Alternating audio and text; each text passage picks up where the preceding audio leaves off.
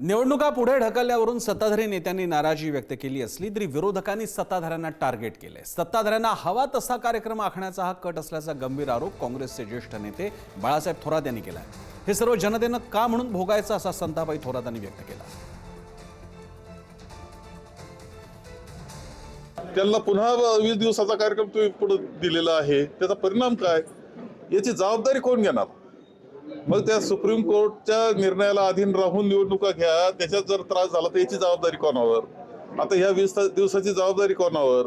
तुम्ही कार्यक्रम आखताना चुका तुमच्या आहेत निवडणूक आयोगाच्या, त्याचं मात्र प्रायश्चित्त मात्र जनतेने का भोगावं? खरं जे मला असं वाटतं की यामध्ये खूप राजकीय हस्तक्षेप होत असतो अनेक निवडणूक आयोगाच्या कार्यक्रम आखण्यामध्ये।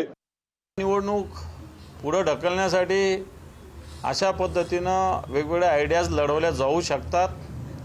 निवडणूक आयोगाने याची दखल घ्यायला नव्हती पाहिजे।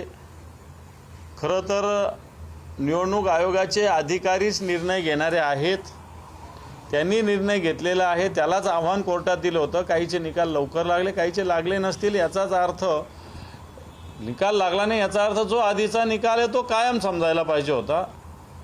परंतु निवडणूक आयोगाने चुकीचे अर्थ लावून जवळपास 30 नगरपालिका नगरपंचायतीच्या निवडणुका पुढे ढकललेल्या आहेत।